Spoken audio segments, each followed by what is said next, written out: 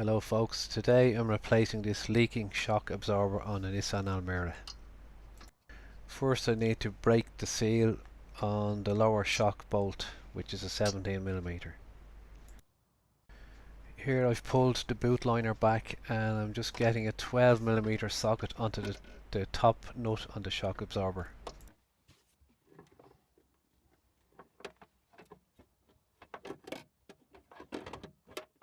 Now to stop the damper rod spinning, I'm going to use a vice grip to hold it. It doesn't matter if this gets damaged because this shock is already ruined.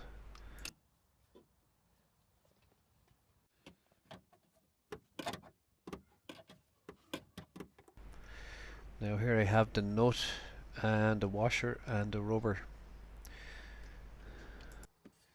Now I can fully remove the lower shock mount bolt.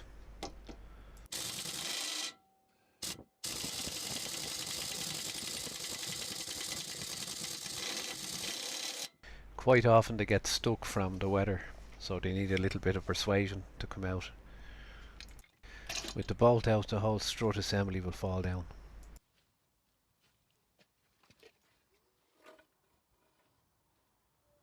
Take a look at this 5mm head on the top of the shock. You may need to use this later on.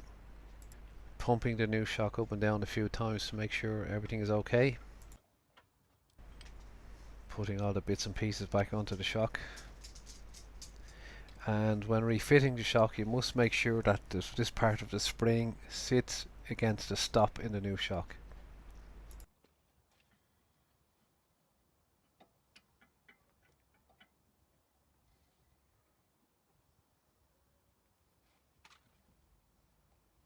Putting the rear shock bolt back in and getting it on a couple of threads. I have somebody pushing down on the actual hub just so that I can get the bolt in.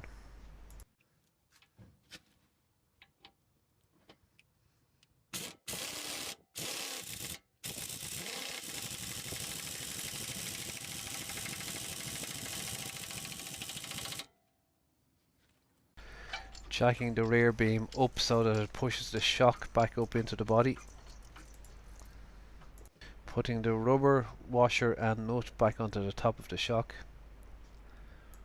If you don't have an air ratchet, you may have to use your other hand and a 5mm spanner to hold the top of the shock while you put the nut back on.